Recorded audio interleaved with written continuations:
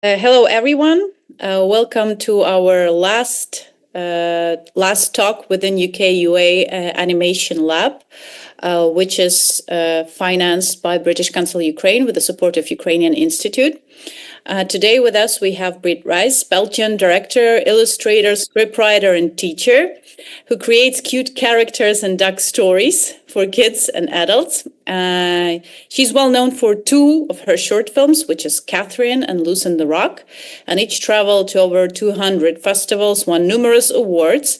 And I'm really happy that Britt agreed to start on festival forums, because I believe that she has one of the best self-brand that she created with the help of her projects. Thank you for joining us today. So yes, in the end, we can have a short Q&A. So please prepare your question. You can leave them in the comments to this video. And I pass my virtual mic to Britt, so she can start. All right, thank you. Such a nice introduction. Thank you, Anastasia. Yes, so hi everyone. So yeah, like Anastasia said, my name is Britt. And today I will talk a little bit about festivals and forums and how to promote yourself and your films. Quick introduction about myself. Like already mentioned, I'm an animation director, I'm an illustrator, I'm a scriptwriter, I'm a teacher.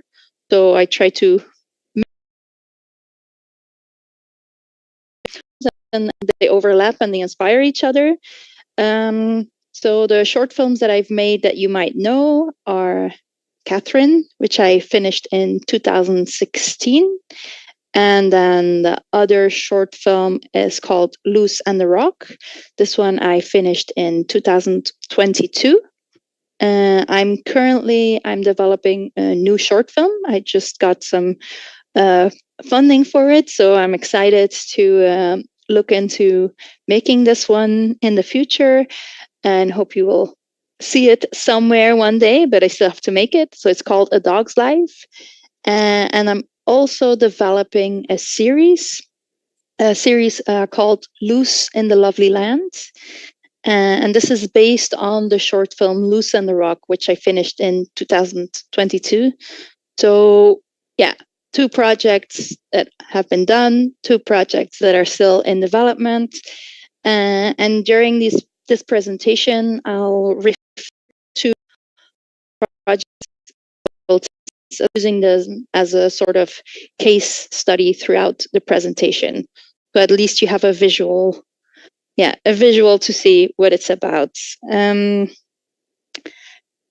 try to put things into kind of chapters, and the first chapter is promotion connected to your film and promotion that is created by your team. I will first mention like some essentials, which you already know, I assume, like creating a title, a synopsis, film stills, and a trailer. Those are basic things that you also often need to send your film to festivals or to other events. But these basics are really, they can set the tone and they can really give you opportunities to represent your work. I mean, the choice of your title can have is quite meaningful, as in if you have a title that is super long and difficult to remember, you're not making it easy for people to remember your film. So if you look at a good title that really connects to your film and that people can easily remember, then this can help to promote the film, of course. And yeah, a good title, what does that mean? Well, it's of course very different for everyone. It really depends on your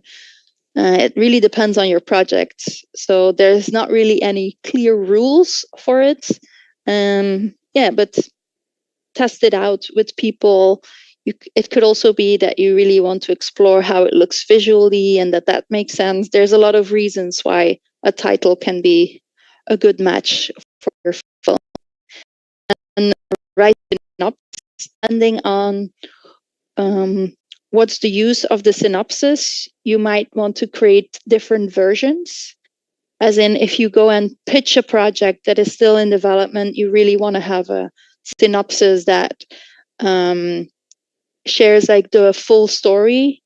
But if you're writing a synopsis for a festival catalog or for an online release, you don't want to spoil the ending. You want to get get them curious to look at the film.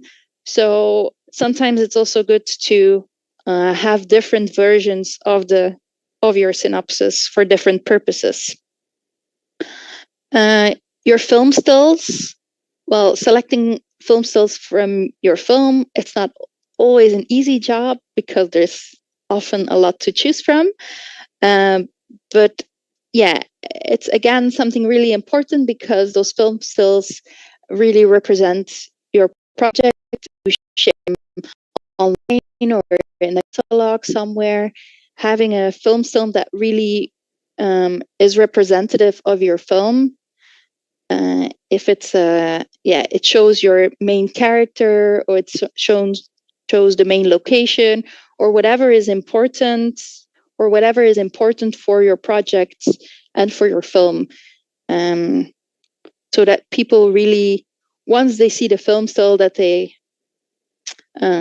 first that they might get curious about the film, but if they've already seen your film, then that with the film still they immediately remember the film. So again, those stills also have different purposes in different contexts. So you could also have different stills that you use for different reasons. If there's an article being written about the film, you might be looking to use different stills than for an online release.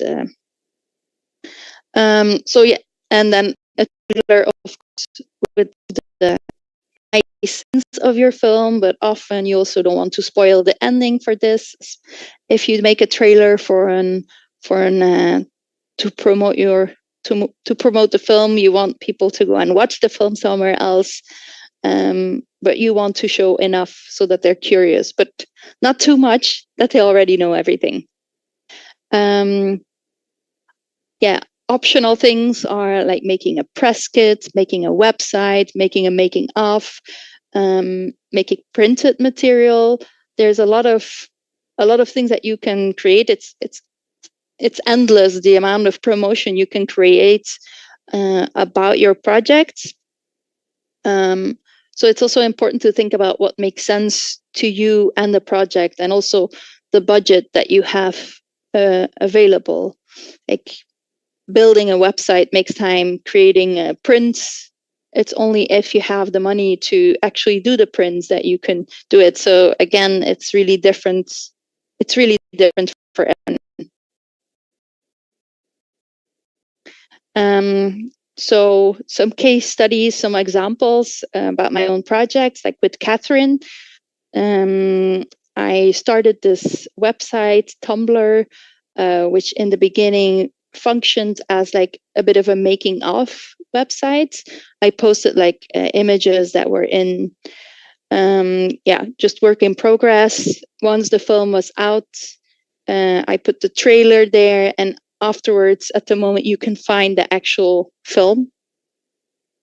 I also put there like a list of all the screenings, and also contact information of like who worked on the film, like which production company. Also, the contact of the distributor is on it. So it really became this tool to showcase the development of the film, but also to communicate about the end result of the film, which is for this, because it was a Tumblr, I didn't have to pay anything. It was just me spending my time doing it. So I think that's also something that I want to touch upon during this presentation. That, I mean, depending on your budget, there's possibilities. It doesn't have to be, promotion doesn't have to be expensive. I mean, if you can, it's always fun if you can actually make some things if you have budget for it. But if you don't, there's still a lot of options that you have and a lot of things that you can do if you have time for it, and if you have, if you also think about it in advance, you can build doing every day or a week or every month, whatever, doing just a little bit. So it also doesn't eat your time at one point that you have to block 2 months to create something. If you can spread it out, like what happened organically with this website, it was spread out over the whole period of the production, and then after the film when it was being distributed. With LUCE and the Rock, yeah, when the film was in production, we shared like some sketches of the character design. This is LUCE, and this is LUCE and the Rock together. These are like some of my original drawings. So both of these things, we didn't have to make anything extra or pay an artist to create more elements. It was just the material that we had during the production that we were able to media, and it's a very low budget way to be able to share and do some promotion. Yeah, we also used the visuals from the film to announce the screenings and prizes that the film won. We made some lists as the film selections. So every month I posted posted an image of everywhere where the film would be shown. It's a nice way to tell the audience where to find the film, but also just like you have relevant content to share. And it's also a nice thing to be able to, in a way, say thank you to the festivals that are showing your film by also sharing, promoting them and communicating about them.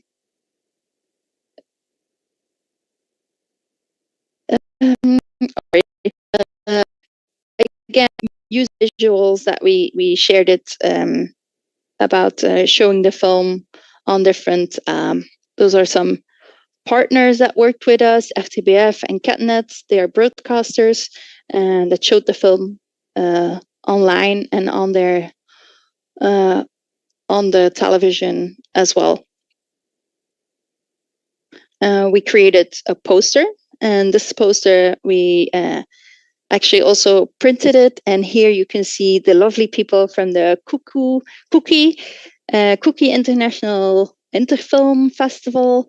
It's in there. Yeah, it's in the desk there. So it's really nice to be able to see the film represented in real life in some tangible way. Because we had some budget for LUCE and the Rock, we were able to do this, to print the posters. We were also, it was also possible for us to print some stickers, which as you can see, I was very excited about. We also had like little pins and also some patches that I was really, really happy to share with people. And here it's you can see like this little drawing that I made for ECFA when the film won a prize there. So as a thank you for the festival, for the initiative of ECFA, I made this, and for the award, I made this little sketch of LUCE and the Rock, and with the logo, with their logo on it to thank them, to send it to the team, and then they showed it even at their award ceremony. So it's just by making the little things like this, it was possible to show my work even more. I didn't expect that they would wear it. Just a little thing. There were more people who were able to see my work. So then some promotion connected to your film created by partners. So second chapter, this is something that it's not really in your control. So you don't know if partners will create some promotion about your film. But if you are prepared, like for example, with the synopsis, with the nice film stills and with a press kit, if you're prepared, you can easily have some elements to provide them to be able to create things. So, for example, here you see at the Clermont-Ferrand Festival, because the film was there, you had the poster represented on banners. And again, because we had the poster ready, it was quite easy to share it. But they were the ones who made these banners at the market, at the short film market there. It's the Dutch and the Flemish stands. So thank you to them for their support as well. Another thing is here an educational film education package, which was made by Cinequest. Again, you see the same film stills coming, and we were able to give them some elements that they could put in this educational package that was created about the film and about other films. Cinequest also did this really amazing thing, which I had no idea that they were going to do, but for their educational program, they made this giant inflatable character of the Rock, of LUCE and the Rock, which was, it was such a lovely surprise to see it. So it was amazing that they created this and that it could travel around whenever they went to do presentations or screenings. And now currently the Rock is, sometimes he looks like this when he's deflated. When I had to move him, because he's now residing in the studio of my producer, where he's sleeping. He's in a good place. We're taking care of him there. Something else that was an amazing surprise, the people from the Kikiriki Festival had this initiative that children wrote and drew about their favorite film that they saw at the festival. So I received such nice artwork and fan art from children. And the one below is in the class of a Canadian school, and that came to a presentation that I did in Ottawa. Receiving fan art, and then again, it's also something it's created by others, but it's a really nice thing that you can then share on your own social media or in presentations like I'm doing now. The short film LUCE and the Rock, it was also art program called Vive le Vent d'Hiver. And it's a collection of short films for children, which was distributed in French cinemas. And I got the opportunity to create artwork for this program. So I made new illustrations of LUCE and the Rock in the theme of winter, because that's the period that they would release the films. And they even made DVDs. Again, you can see the artwork here, and in the brochure that's in the little DVD box, there's even again this nice making of that shows the artwork of and the development of the characters and elements like that. And those are things like if you if you keep track of those things, I mean, if you keep a nice archive of the elements that have been made during the development and during the production,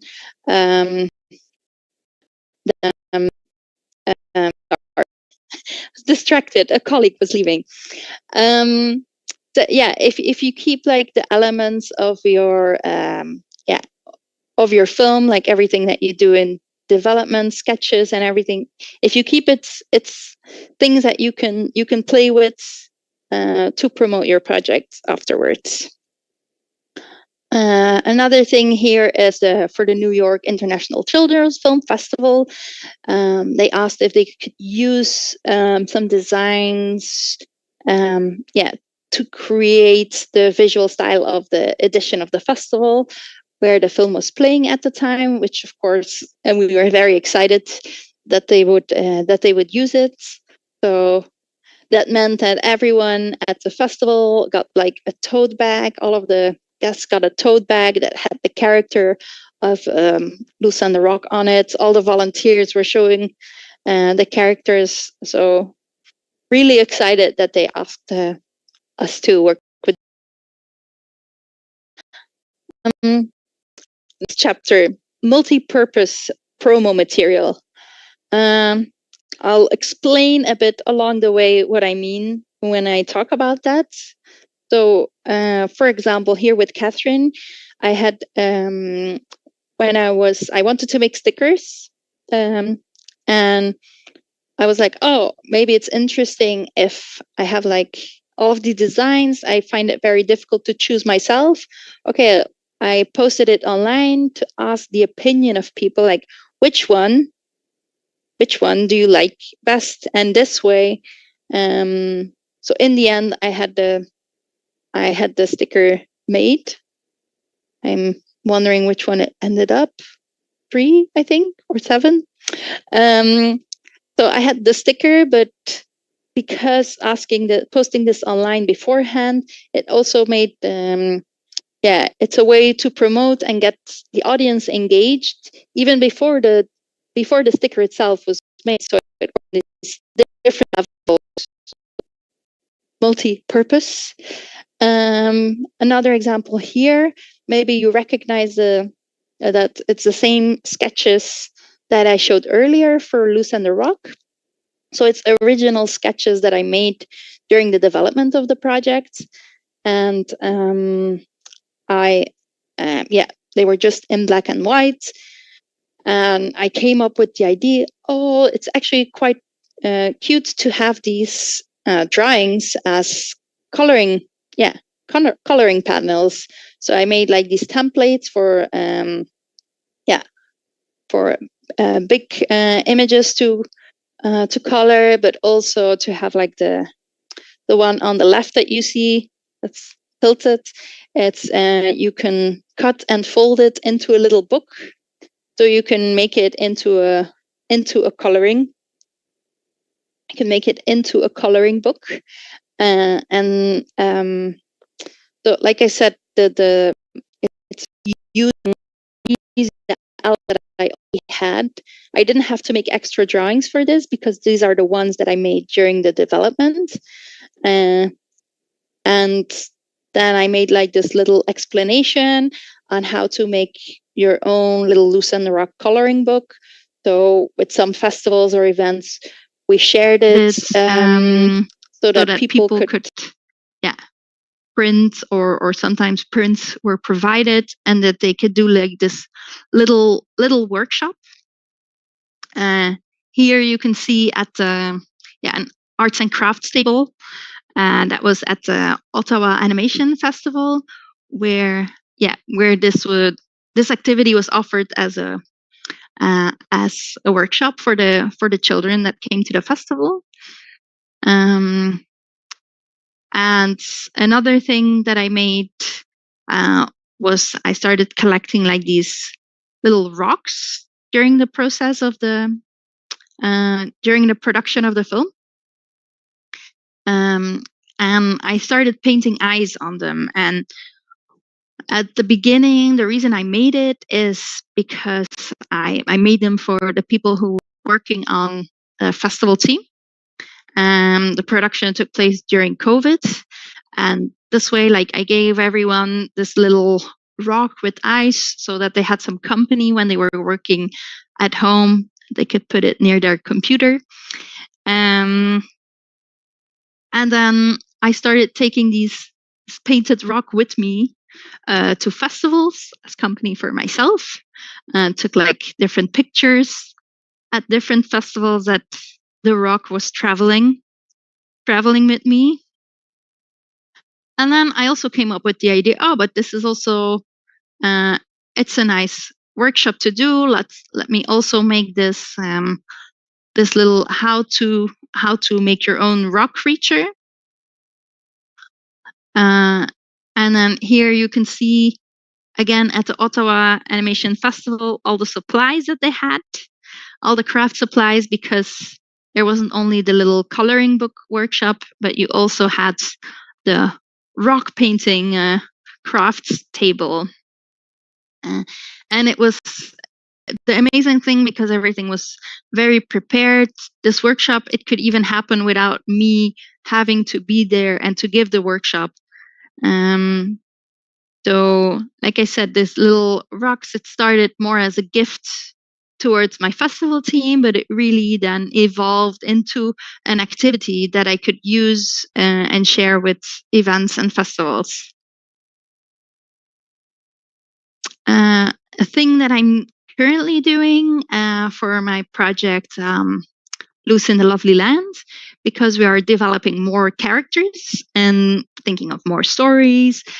I've created this little questionnaire that when I go to festivals now, I take it with me, and to get like some feedback from people about the new characters and the new designs. It's a nice way to do market research and to figure out what people, how people from different cultures react to the designs. But it's also, of course, it's a nice way to talk about their project, and it's a nice way to start a conversation. So I think all of the examples that I just shared, like this questionnaire, the rocks, the coloring book, all of those are really budget friendly ways to promote your film. As you can see, like this, it's just black and white prints, so it's not expensive. The rocks, I just I collect them on the side of the roads. So for any type of budget, you can come up with a promotional plan, I think. Last important topic, chapter, I think is showing yourself. So it's only if you show yourself that people can find you. So it's really good to go to festivals and go to other events, or online or wherever, that you share your work so people can actually see it. Because you have to, if you promote yourself, you have to show yourself. And of course, it's different for everyone. Not everyone feels comfortable with the same things. So it's really important that you that you do it in a way that's comfortable for you. And so that people can know who you are and what you stand for. So putting your work and yourself on a stage, a virtual stage or a real stage, can be really valuable.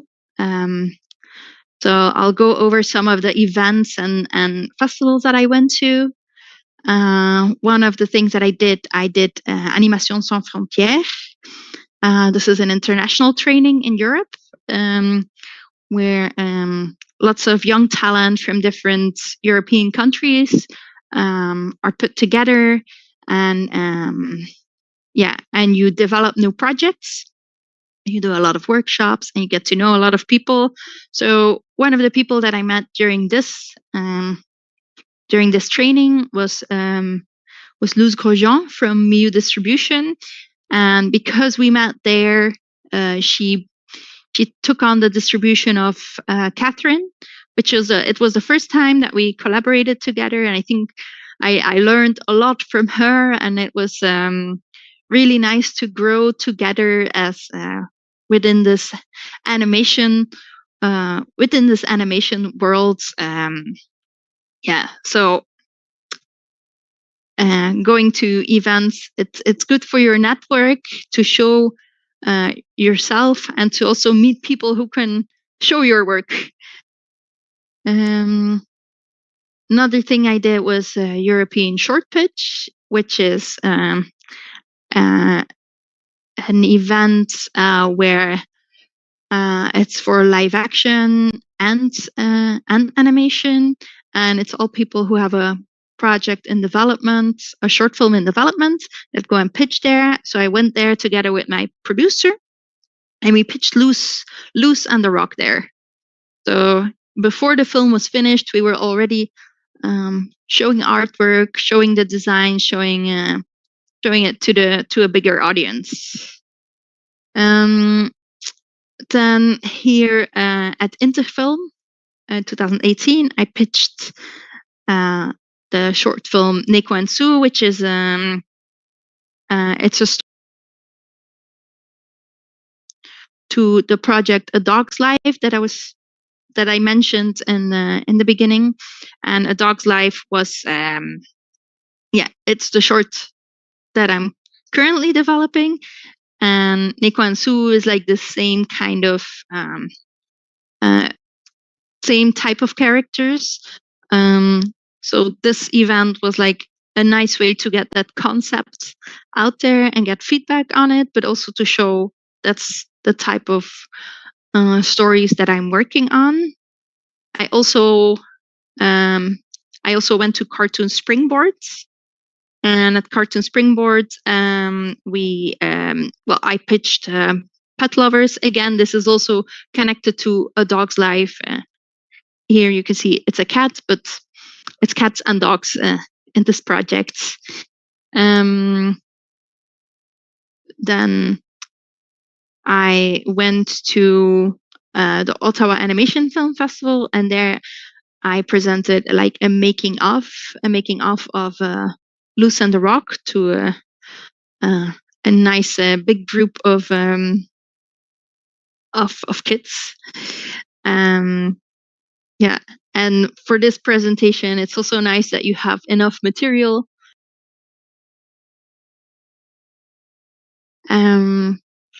Then one thing I also, luckily, the budget that I had available allowed me to make some tattoos, fake tattoos, and people love fake tattoos. So I went to Annecy in 2022, and I tattooed over 100 people.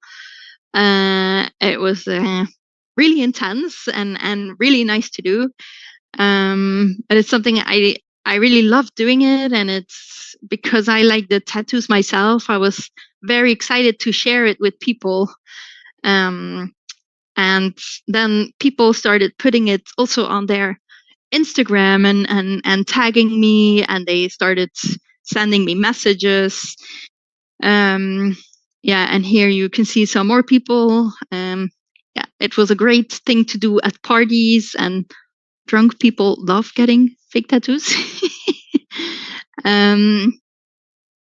Yes. Fake tattoos. It's an eye catcher.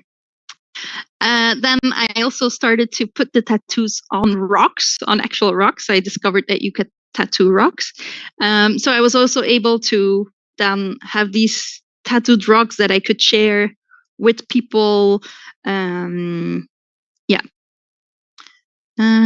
Here I am in Hiroshima. I did the Hiroshima Artist in Residence program last summer, and we got to present our films. We had quite a few screenings and Q&As and talks.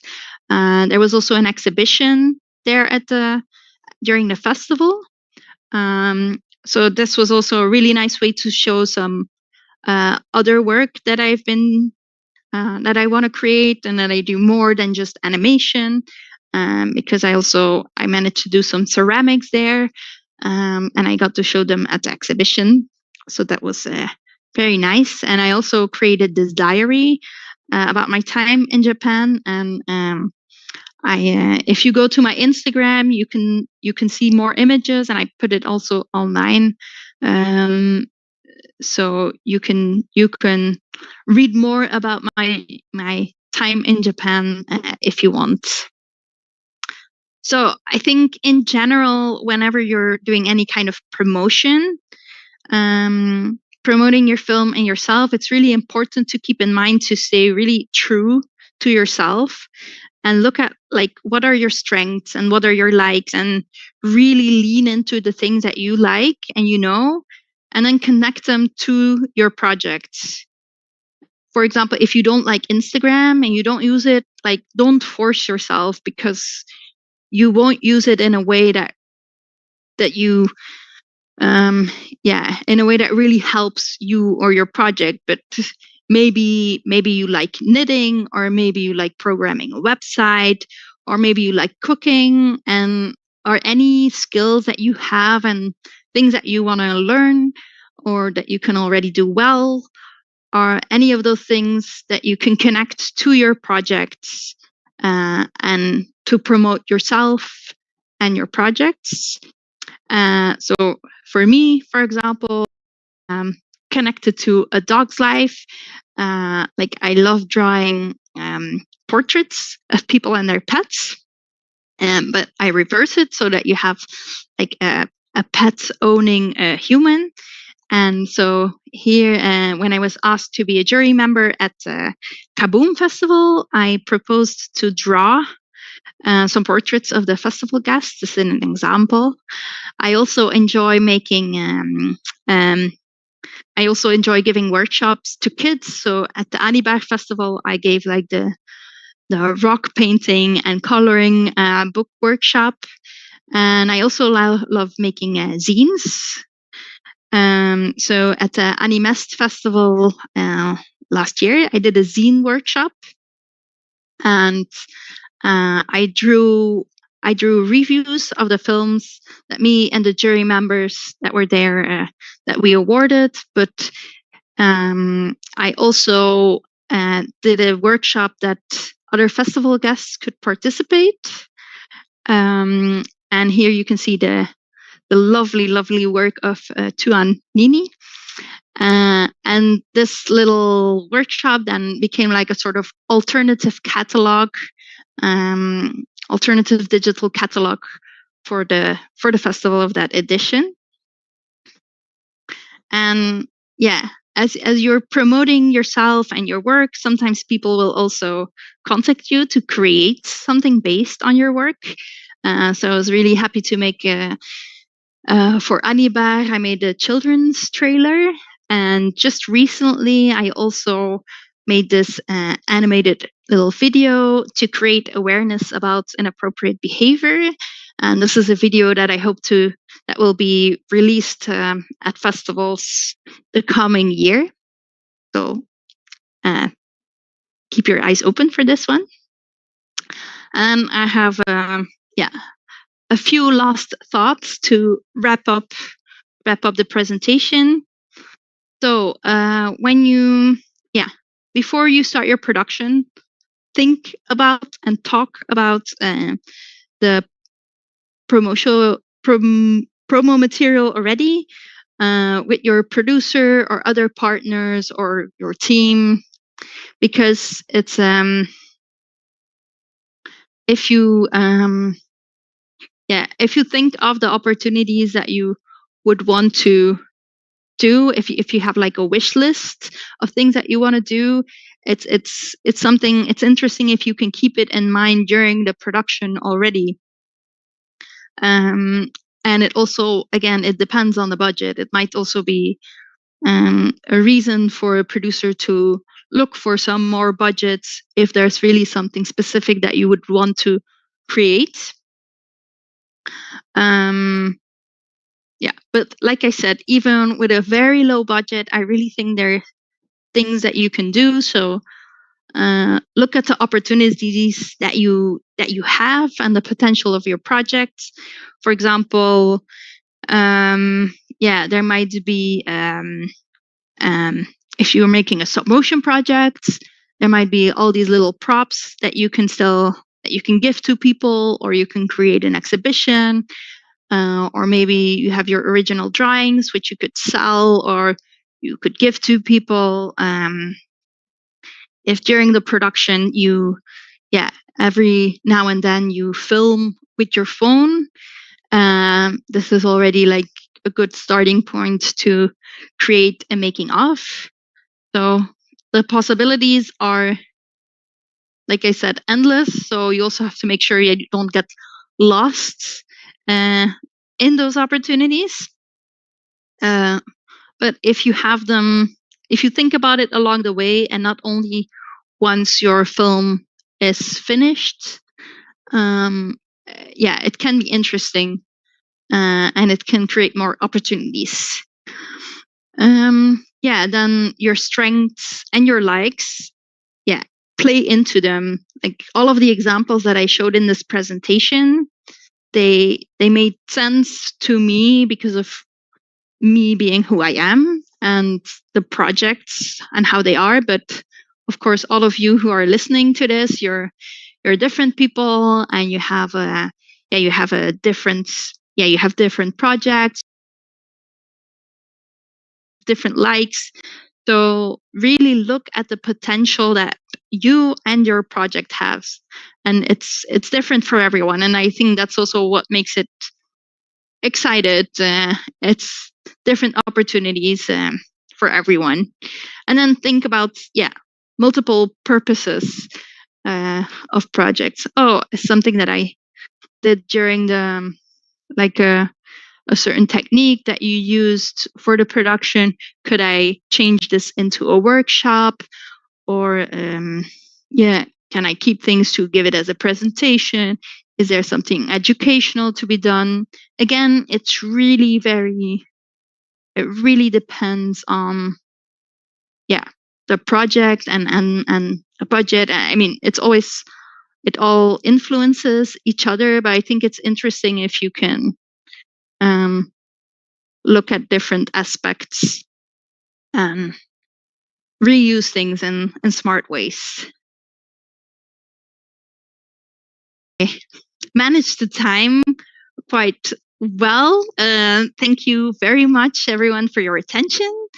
As Anastasia already said, there will be a little Q&A now, but feel free to ask me questions now. But if anyone has any questions afterwards that you think of later, feel free to find me on Instagram and ask me questions.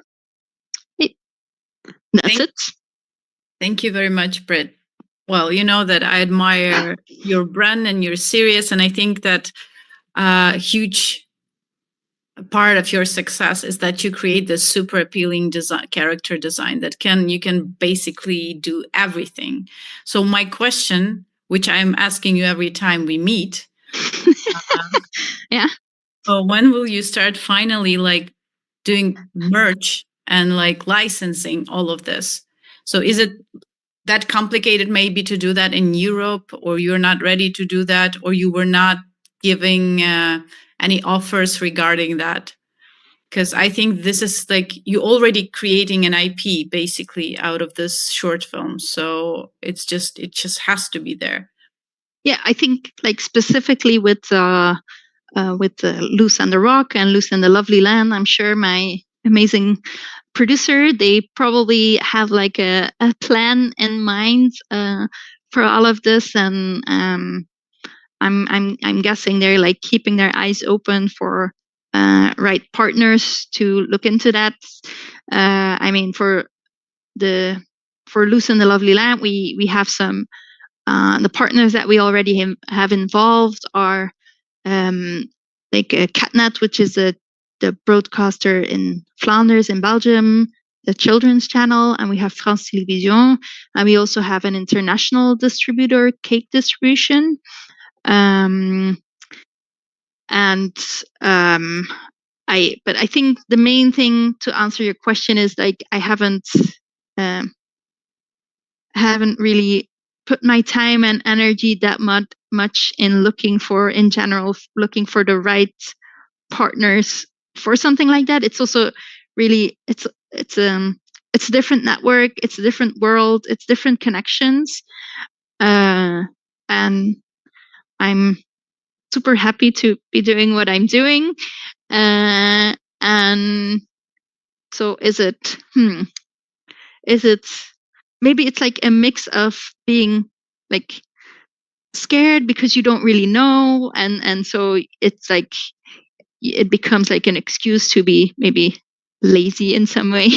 That you don't, I mean, lazy is not the right word, but it's like it feels like a very big step, and in a way it feels easier for me to create the content than to think about, oh, do I need to get like the right branding partner for it.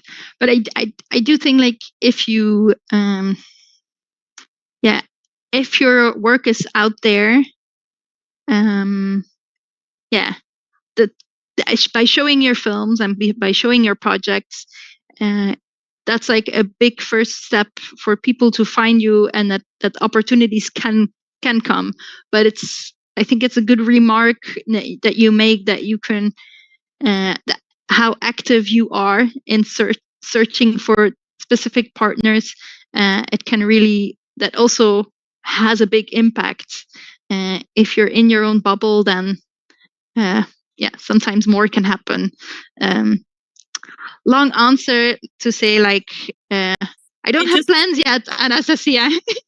Yeah, I guess you just need a person that will take it over, and you will just say yes and no to kind of products that you can do. I believe this is, well, that's what I think you meant by this yes. Long answer. Yeah, but I think like maybe part of the story is also that like I live in Belgium, which is it's country where we have a lot of great support and we have a lot of great opportunities, but we don't really have this market that works with agents and representation. So I would really have to look beyond that to find that kind of representation, which is again, it's not that people in Belgium that it never happens, but it is a bigger step compared to finding support to create a short film. We do have that kind of support system in Belgium. So in that way, it's easier for me to create than to just find an agent or a publisher or something like that, because it's not in our market. But it's a very, very different for wherever you're based and whoever your connections are. Mm-hmm. Okay, let's go to other questions. When you put a film's budget together, do you factor in all these promotion costs, stickers, merch, festival submissions, or do you approach that only once the film is complete? And basically the continuation of this question is, what percentage of the budget would you suggest putting aside for promotion? Good question. And like in my case, that's also what I meant, like talk before production. For me, like with LUCE and the Rock, I really had I had like this wish list that I sent to my producer beforehand when she was making the budgets and when she was applying for funding in different ways. So they had put it already in the budget then. They calculated it before we started production. And then it really depended on like, okay, you apply for funding, but of course you're never 100% sure if you're going to get it and how much you're going to get. So we were very fortunate and lucky that we got the amount that we were looking for and hoping for, so that there was this space and room to create these things. But the room to make it was also there because it was already in the budget. So I do think it's interesting to have this conversation beforehand. But yeah, I mean, depending on Depending on the situation, you might also be able to get some promotional budget after the production. I think it's really good to look at the opportunities that you have within your country and within your structure, because sometimes the local funding might be able to give you some promotional support connected to a certain festival selection, and then you can and that you can't do it beforehand. But I really wanted to add, like in the presentation, some things that are really low budget, so that even if you know that even if you don't have it in your budget, there's still possibilities to do things. It's nice if you have money and that you can make some things, of course, but even if you don't, it's still an option. Mm-hmm. And I think that will be the last question regarding the forums. How are they different from festivals, and how promotion there would work? I think those forums where you pitch your project, I think it's really, of course, you're promoting yourself and the way that you work. So in that way, it can create also unexpected opportunities. And it's also a way for you to figure out like how people react to your content. So it's definitely different than going to a festival, because a project might, the project that you pitch, maybe you don't make it, or maybe it changes along the way. But then again, who knows, maybe that's something that you could then incorporate into a press kit or into a making of, to show the journey that you've made and that a project made. Thank you. Thank you very much. I believe there are no more additional questions. Okay, I'll have one last, as we have still some time.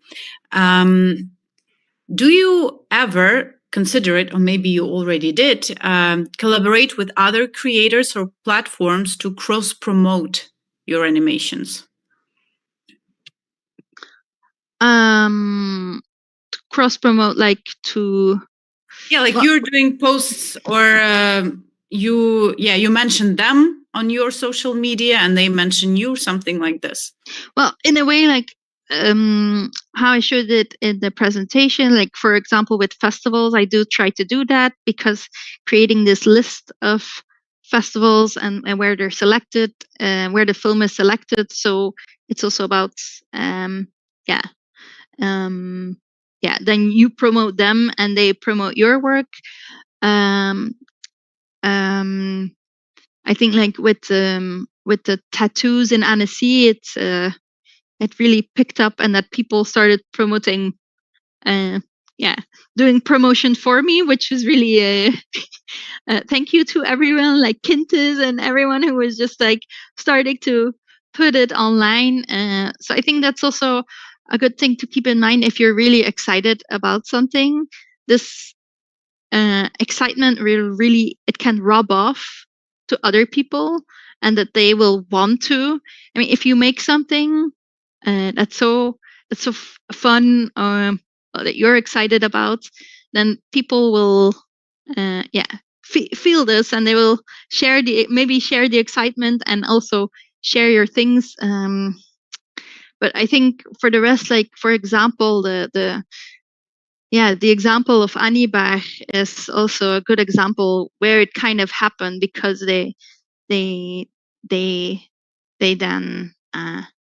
I got to make this little video for them, for their for the children programs, and then it was shown a lot at their events. But it is in that way they are promoting my work again, but I'm also putting the trailer on my website and sharing it, so I'm also promoting them, so it really becomes like this win-win situation. And for me personally, it's it's how I really like to work, because I also really like to connect with people and to find this way of